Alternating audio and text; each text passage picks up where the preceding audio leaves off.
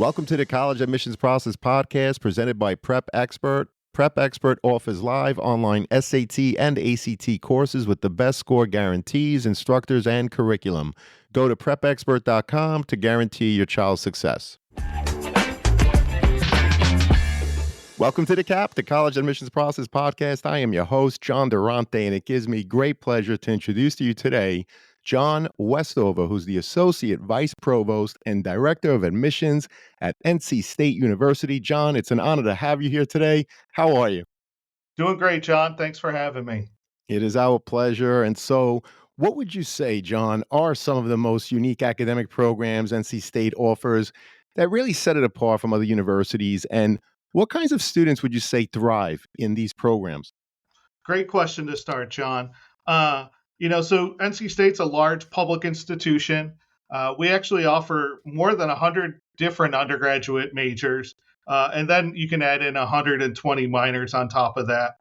10 different academic schools and colleges. So we run the gamut. We're a STEM-focused institution, and so maybe about 60% of our students are in the STEM fields, but also have a College of Design, Poole College of Management, so business programs, College of Education, Humanities and Social Sciences, and some really unique programs. We're probably one of the last or one of a few that still has a College of Textiles. And that goes in a couple of different directions.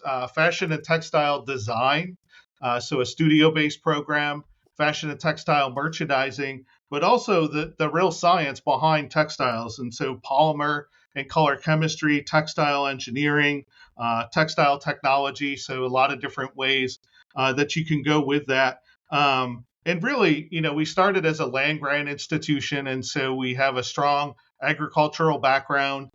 So some unique programs in things like agricultural business, food science, very science oriented for folks that might want to make a different kind of mayonnaise or things along those lines. Not very far from our campus, we have our own farm, and so we have a number of different breeds of cows, and we actually make our own ice cream, and so students can be involved and things along those lines. Horticultural science, poultry science, paper science, engineering. So it really goes on. And I think that's really one of the great things about NC State is just the diversity of the academic programs that we have, and then the ability for students to really create their own academic pathway by, majoring in one thing and maybe minoring in something else, and really creating their own academic pathway. Well, there's definitely a lot of room to create their own. It was an amazing, comprehensive overview. You're talking about the fact that you're a large public institution, very much STEM focused. However, with over 100 majors and over 120 minors, you have programs in business, the humanities, sciences, agriculture, and education, and of course, the College of Textiles, which is so unique to you. So I was curious because it's NC State, so I know that there's a lot of out-of-state students that want to come there. Jon, how does tuition and financial aid in terms of the packages differ for your in-state and your out-of-state students? And are there any unique scholarship opportunities, for example, for the out-of-state listeners to make NC State more financially feasible? Sure. And so right now, total cost, tuition, room and board and fees for an out-of-state student puts you right around $50,000 a year. There is one scholarship program, that is a full tuition, room and board scholarship that we award to in-state and out-of-state students every year. It's the Park Scholarship. There's usually about 40 or so in the incoming class, both in-state and out-of-state. It does require a separate application in addition to applying early action at NC State. So by November 1st, the Park application and all the parts of that, along with our early action application. After that, in terms of scholarships for out-of-state students, once students are admitted to NC State, they get access to what's called PAC Assist, which is our online scholarship portal. And based on what the student's been admitted to when they log into that portal, it will show them what scholarships they can apply for and what additional information they might need. And so there are some scholarships that are for all students, and then there'll be some that are based on the academic college they're in or maybe the specific major. Uh, and then there are things that will come up after that first year, too. So there's opportunities to continue to apply for those scholarships after the freshman year. Well, I think that's terrific that there's a portal, I guess, that opens up and it shows students the scholarships that may be available to them, which I really appreciate you sharing. And you also mentioned the Park Scholarship, which is available to both your in state and out of state students. I'm sure it's extremely competitive, John. Could you just give us an overview in terms of the type of student that may get a scholarship like that? Well, certainly they're going to be some of the strongest students in our pool. Right, right. There's actually a separate office that runs their selection process, Okay. as well as supports the students once they get here for their 4 years on campus. You know, and in this the application they talk about scholarship, leadership, community service, and those kinds of things. So there's a few other kinds of scholarships like that, certainly in the local area. Chapel Hill has one, a couple of the other campuses that are close by, that are an all-encompassing kind of scholarship program that not only is funding but also supportive once the student gets here to, whether it's research or whatever direction it is that they want to go once they get to the university. Well, we appreciate that. And John, do you have any institutional priorities in terms of how many out of state students you are able to admit? For example, you mentioned UNC, and I know that at UNC, it's 18%, right? It's only 18% of the students that are from out of state, and that also includes their international students. What is it like at NC State? So the percentage is still the same. So it is 18% for us. I will say that the one of the bigger differences between Chapel Hill and us is they get a lot more out of state and international applications than we do. And so, right now our review process is essentially the same for in state and out of state students. There's no, it's not a separate process as an out of state student. We're actually looking to grow our out of state population. We've been more or less around that 15%, 16% number. We'd like to get much closer to that 18%. This year, or for fall 25, we'll look to enroll maybe about 5850 to 5900 first year students. So that really allows us to bring in more than 1,000 out of state and international students, which is a pretty sizable number. So students from outside of North Carolina are certainly not at a disadvantage when they're applying just because they're out of state. I appreciate that. And you also mentioned that your incoming class is approximately 58, 5,900. I was just curious, overall, in state, out of state, international students, how many overall applications do you actually receive to try to get that incoming class ultimately of 5,900 or so? So last year was about 44,000. Great. This year we're already over 40,000, and Hmm. we have our regular decision deadline coming up January 15th. So we'll definitely go beyond that 44,000. It's certainly our success last spring on TV in the Final Four, two different Final Congratulations. Fours. Certainly, I think helps with some of that. Um, Absolutely. yeah, but we've continued to see our applications grow every single year for at least the last 5 or 6 years.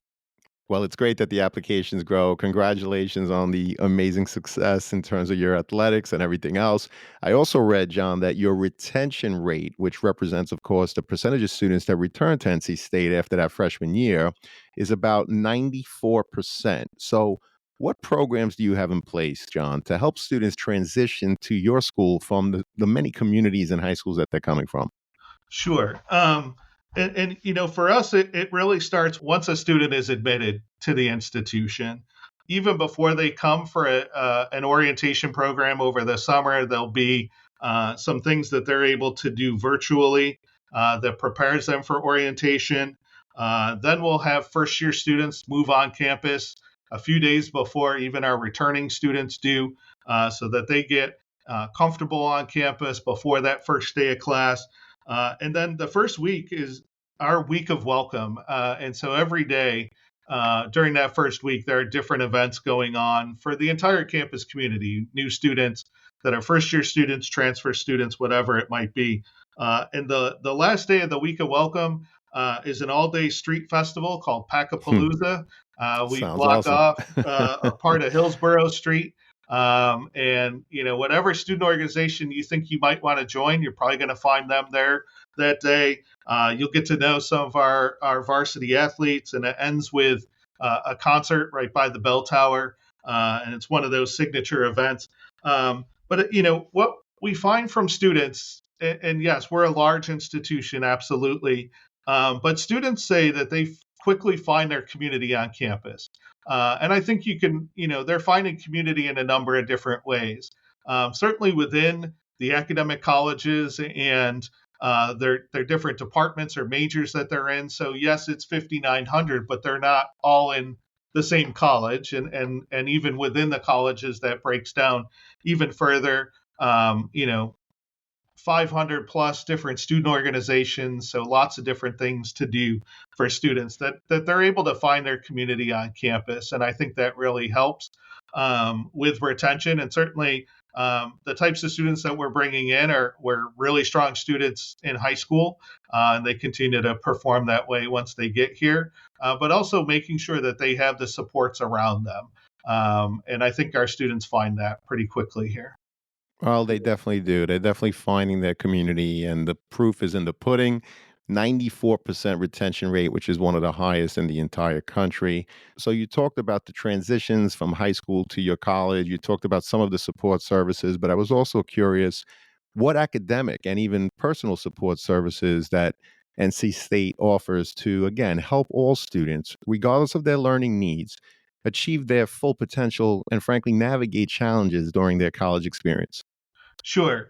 And so we have two different libraries on campus. On main campus, DH Hill Library has the Academic Success Center, and that's where you're going to find tutoring services, writing assistance, academic advising, career counseling. If you're interested in going on a pre med or pre health track, pre law advising, all of those different kinds of services. And even when it comes to tutoring, there's a laundry list of different ways to get tutoring, whether it's drop-in tutoring, peer tutors, weekly group tutoring, one-on-one, all of those different kinds of things.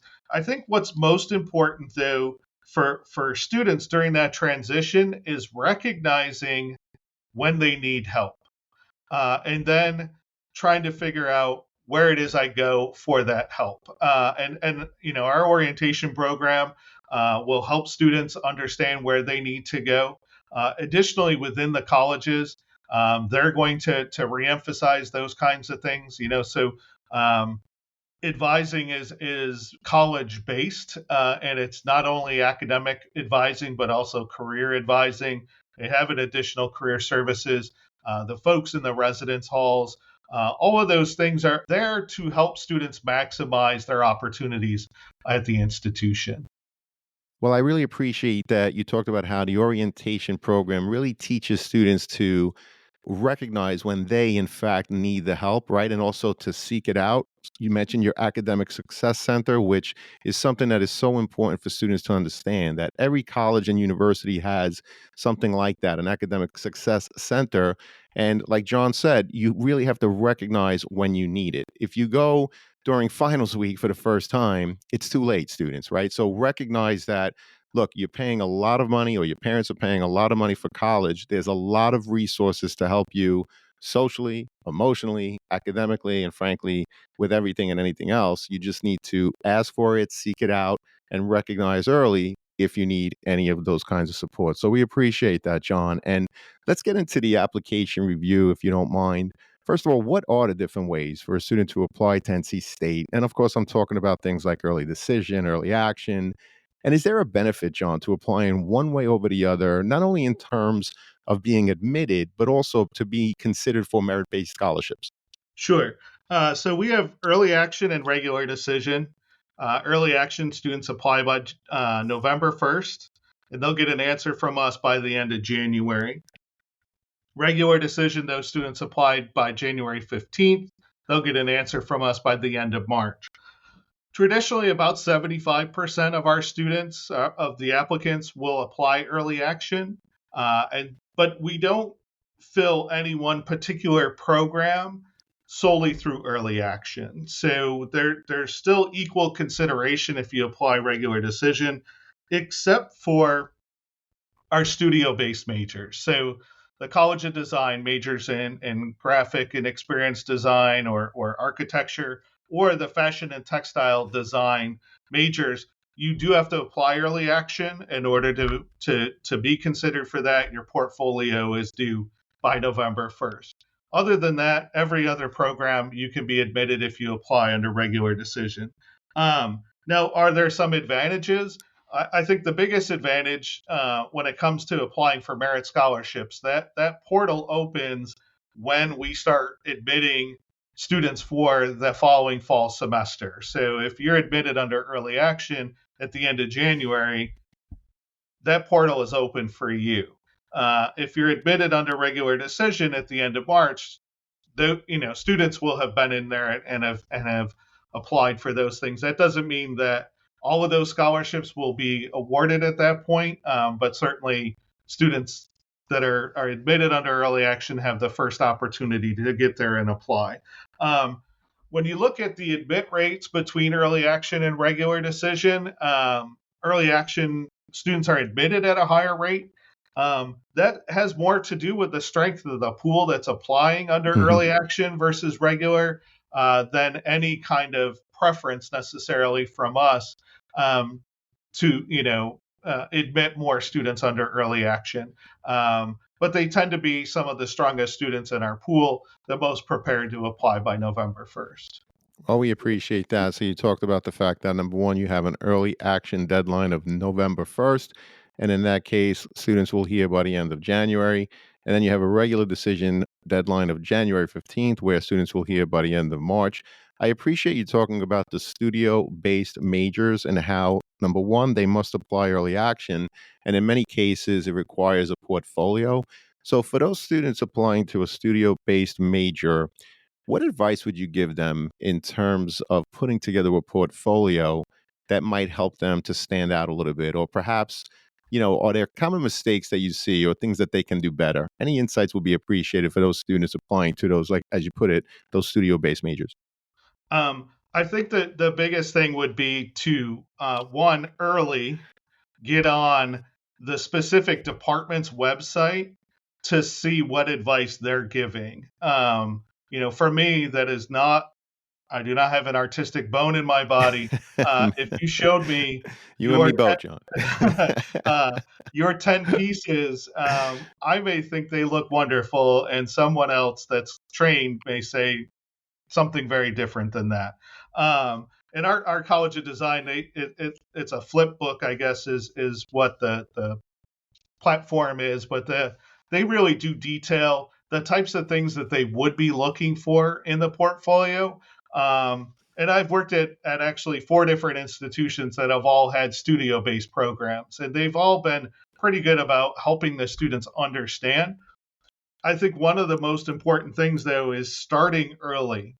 If you're a high school junior and you think you might be interested in a portfolio based program, spend some time on their websites to see what they're looking for, and then use the resources you have in your high school or elsewhere to talk to some adults about what does it mean to put a portfolio together, and use the time of your junior year and that summer between junior and senior year to get a lot of that done. If you find out October 1st that an institution needs a portfolio and it's due in 30 days, I just don't know Not that going to you're be going to easy. be as successful as other Right. folks. Right. Well, that's great advice to start early.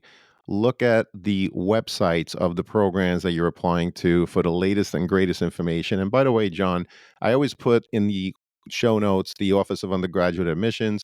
If you have any other resources, we're talking about all of these different departments that require portfolios, anything else that you want me to include, just send it to me and we'll put it in the show notes for the students and their families. So, digging deeper, John, could you give an overview or explain your holistic review process and what specific things is the admissions team looking for to help fill that awesome freshman class at NC State? I've worked at 4 different institutions that have all had a holistic review process. And the one thing that rings true is the most important part of the student's application is going to be the high school transcript. But I want students and certainly parents to understand that the student is more than just a GPA or a rank in class, and that colleges spend a lot of time looking at the transcript and everything that goes into making up what that GPA is. We look at the types of classes that students have taken. What is the level of challenge in those classes that's available within the context that they're coming from? We don't compare one high school to another because they have different opportunities. They may offer different levels of courses. You might have a school that offers AP, or a school that offers the International Baccalaureate, or a school that has partnered with a community college that's offering dual enrollment, or in North Carolina, we call it College and Career Promise, where you're able to take community college or college level classes. So we're looking at the courses, the grades, the level of challenge.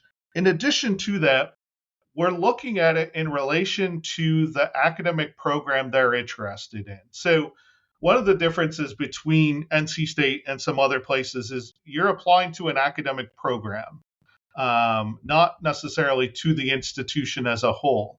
And as we're reviewing you, we're looking at what have you done academically that prepares you to be successful in that particular program. So, I'll use engineering as an example. What is your math and science background? What have you done in terms of the level of math classes you've taken? And to be quite honest, are you prepared to take calculus first semester when you get here? We're looking for that demonstration as we go. And depending on the school or college, we may not be looking as deeply into math and science curriculum as something else, but the high school transcript really is the most important thing. And then we round that out with the other parts of the application. We look at students' activities. There's not a laundry list that we're looking for. There's not a magic number that we're looking for. And I often tell students, don't participate in something just because you think some college admissions person thinks that looks good on your application, right? You should be doing it because it's something you want to do or enjoy. But if you're doing things that are related to your academic interest, that's also helpful. So if you're an engineer that's interested and has worked on robotics teams or science Olympiad or rocketry club, great. But also don't feel bad if you haven't had those opportunities either, because we're not necessarily going to hold that against the student. Other parts of our application, we ask students to let us know what major they're interested in and why. And what we also want to know is, why are you interested in studying that at NC State? We have an animal science program. We have a vet school. We have a lot of students that want to become veterinarians. Why do you want to be a veterinarian at NC State? That might be different than other animal science programs across the country. And so those are some of the other parts of the application that are important to us as well. This is your host, John Durante, and it gives me great pleasure to welcome back Sean Patel, who's the founder and CEO of Prep Expert. Sean, welcome back. Thanks, John. Thanks for having me. And I'm so excited to announce that Prep Expert is the official title sponsor of the College Admissions Process podcast. This has been a partnership in the works for a while now, and I'm so glad we got it off the ground.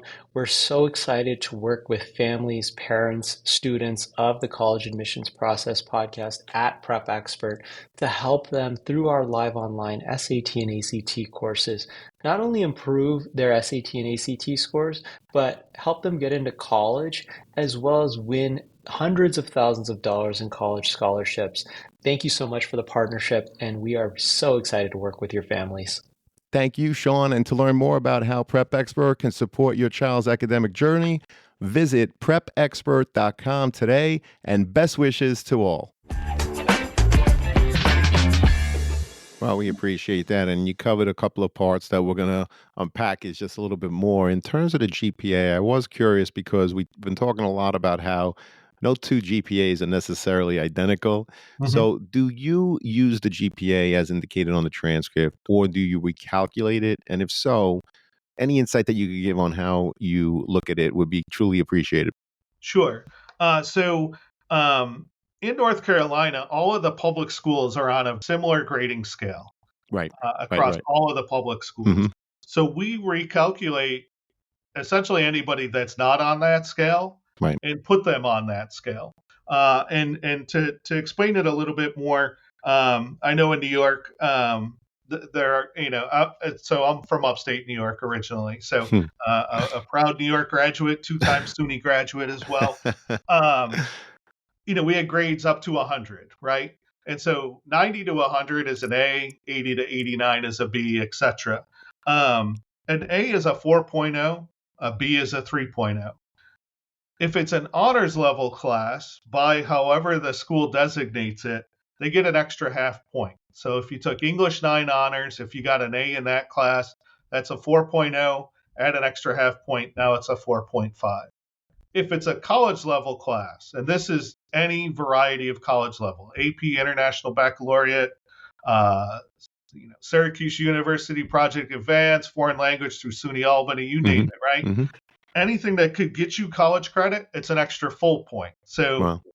AP US history in 11th grade, if you got a B in that class, that 3.0 becomes a 4.0. And so then we come up with an overall GPA. We look at the weighted and the unweighted GPA. So we look at the weighting, which takes into account the level of challenge in the curriculum, but also the unweighted, and which is straight A's, B's, and in how you've done in those classes. But again, we're looking at it within the context of the school. So, it all depends and what's available in different schools. Some schools put a limit on the number of honors or APs that you could take. Some schools don't offer any honors or APs. And so we want to make sure that we're reviewing students in the context of the environment that they come from. Well, we appreciate that overview. And you talked about looking at the weighted and unweighted GPAs, and you talked about looking at the weighted and the unweighted GPAs. I was just curious, when you're looking at them, are you reviewing them based on the core subjects only, or are you looking at everything? We include everything. Great. Great. No, I appreciate that. And, another piece, of course, is the personal statement. So, John, what advice do you have for students when it comes to putting together a compelling personal statement or essay, right, that will stand out in the admissions process? And are there any examples that you could share with us that really stood out in your process? Um, well, so I think the most important advice, or the advice that I tend to give around the essay, is this is your opportunity as an applicant to show us a different side of who you are. We're going to have your transcript, we're going to have recommendations, those kinds of things. We know what activities you've been involved in. What else do you want us to know as we're reviewing your application? And maybe that's an opportunity to expand on a different organization or activity that you're involved in, or just let us know other things that would be important to us.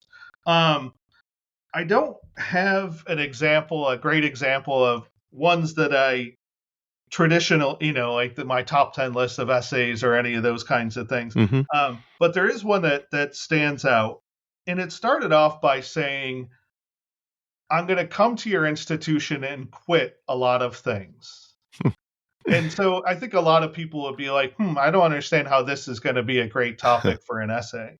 But he talks about going through and trying different activities until he finds the right ones that are of interest to him, that align with what his future goals might be. And I think that's a great way to think about college, right? There's going to be a lot of different student organizations that students haven't had access to before. Try those out, see what fits, see what is of interest to you, what allows you to expand your horizons, those kinds of things. And so quitting isn't always necessarily bad. It is what the end of the essay ended up getting us to. But I thought that was one of the ones that stuck out to me. Well, we appreciate that. And I also like how you talked about there's a transcript, right, which talks to the academics. There's an activity sheet, hopefully emphasizes what you did outside of school. And of course, you have those letters of recommendation. So, what you want in the personal statement, students, is to really add something new, right? You don't want to just repeat things that are easily found in the transcript or the activity sheet, because if you don't add anything new to your overall application, it's really a missed opportunity. So just be mindful of what else you want the reps to know about you in that personal statement. John, how important is it for applicants to engage with the college through campus visits, virtual events, or other outreach programs? And does this have any impact on their chances of admission? In other words, does NC State consider demonstrated interest in its admissions process? And if so, how is it tracked or evaluated? So the easy answer is no, we're not tracking demonstrated interest. Hmm. That said, I think it's important for students to interact with the institution in a number of different ways. Certainly students from New York aren't going to be able to necessarily drive down and go to a football game or a basketball game or things like that. But I do encourage students to be on campus, take advantage of those things that admissions provides, whether it's an open house or a tour and information session or an open house for admitted students, whatever that might be. Because particularly for students that are going to be coming 7, 8, 9 hours away or a couple hour flight, you want to make sure it's comfortable, right? It's a place where you feel like you can fit in, where it feels like you're going to be able to thrive there, that you feel comfortable there. And so I think that's an important part. But it's not something that we necessarily say, oh, we saw this student did this, this, and this as part of their application. Well, we appreciate that. And I love how you talked about the importance of engaging with the university. Regardless, students of whether a college or university says that they track the demonstrated interest, it's really important for you to do all of those things under the umbrella of demonstrating your interest so that ultimately you could determine whether or not the school is, in fact, the right fit for you. So, visiting campus, engaging in virtual events, if a rep comes and visits your high school, having a conversation with them about the school, ask questions about your interests. Don't be shy because, they're going to evaluate you when you submit your application. You need to evaluate the over 4,000 colleges and universities in the country and apply to the ones that fit your needs, right? Fit your profile. So we appreciate that, John. And this has been a phenomenal conversation. Before I get to the last question, I always like to ask John, are there any questions that I didn't ask you today or any topics that simply didn't come up that you'd like to share with us now? The thing I would like to share actually relates back to maybe the first question about some of the more unique programs. I think that students in high school haven't been given a broad introduction to all of the different academic programs that a lot of colleges have. If you're interested in science, you have the opportunity to take earth science, biology, chemistry, physics, maybe environmental science. We have things like genetics and food Hmm. science and all of those different kinds of things. And so spend some time to think about what are those other, what other programs might be out there that would be of particular interest, beyond just, the traditional normal ones that students think of. Even for engineering, we have 16 different engineering disciplines.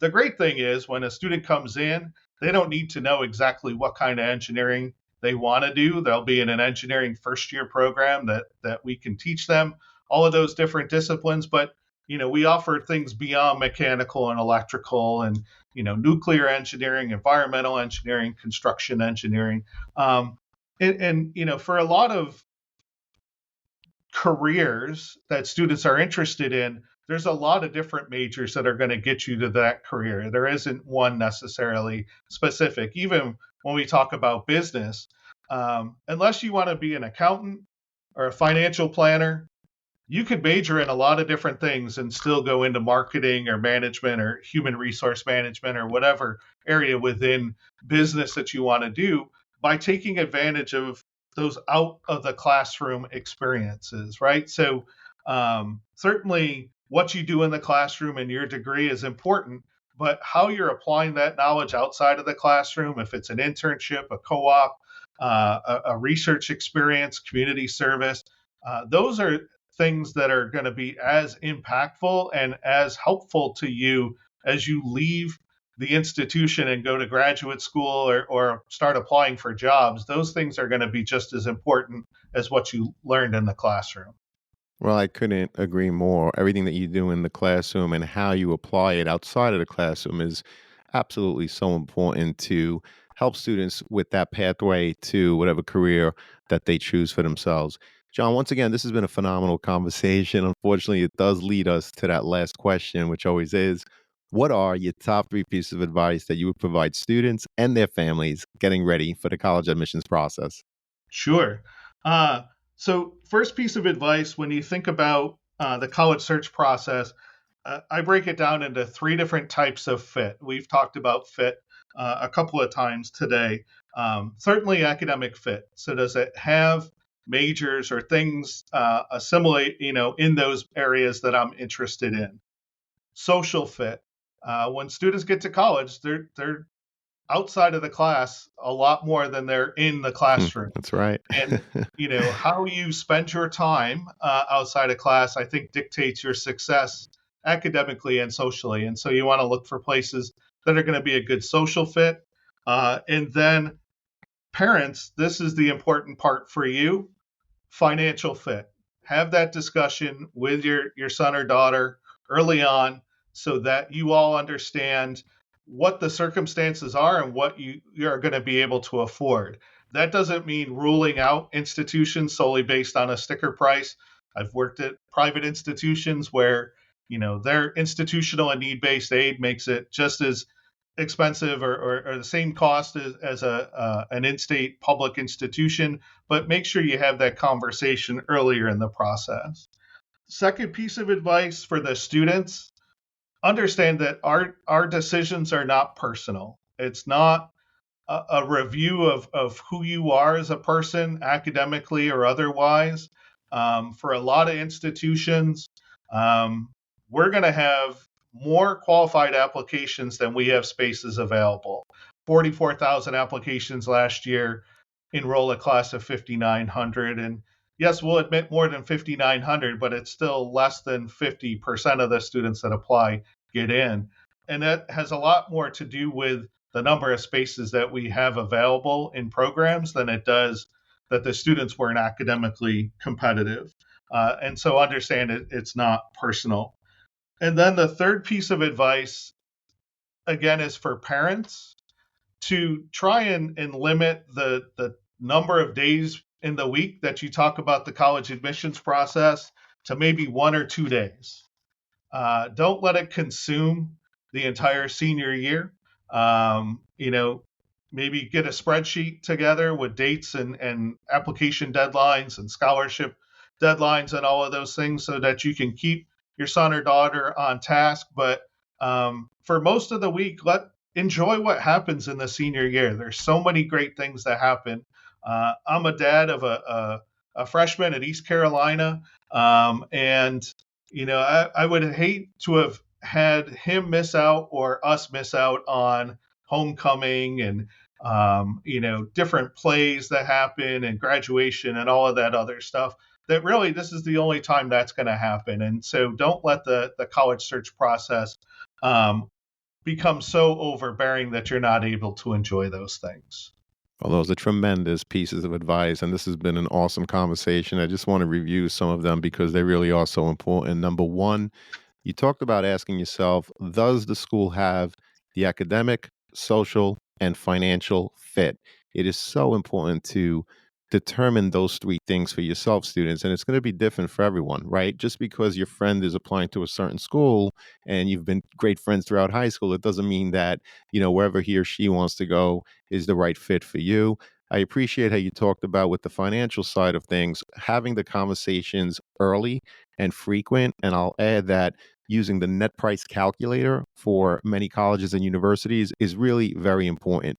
Each school is supposed to provide it. Usually it's easily found on their website, or you could just do a simple search, net price calculator, NC State University, plug in your information so that you get a solid idea in terms of more or less what you would be paying if in fact you're fortunate enough to be accepted.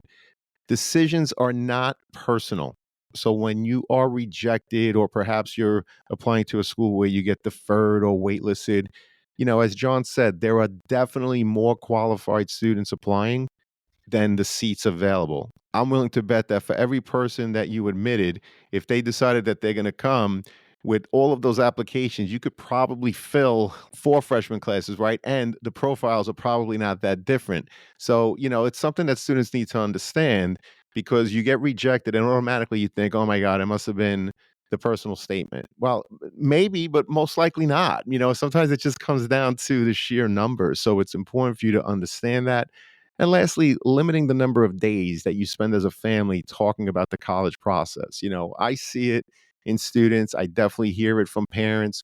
It is a very stressful process. And I like your advice, John. Maybe as a family, if you could determine 1, maybe 2 nights a week where, you're going to set some time to talk about it, but not to make it consume you day after day after day. So again, John, can't thank you enough. You're awesome. This was great. Can't wait to have you again. Thanks, John. Really appreciate it.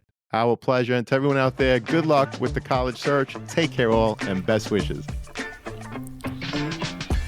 Thank you for joining us on this episode of the CAP, the College Admissions Process Podcast. We hope you enjoyed the show.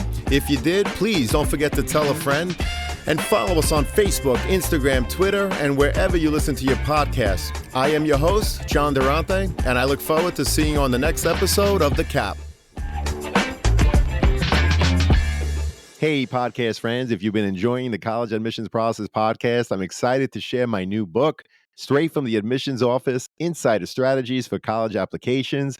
It's packed with insights and tips from over 250 podcast episodes with admissions professionals, designed to make the college process less overwhelming. Whether you're a student, parent, or college counselor, it's a valuable resource for navigating the admissions process. By grabbing a copy, you're also helping to support the podcast. The links are in the show notes. Thank you, and best wishes to all with the college admissions process.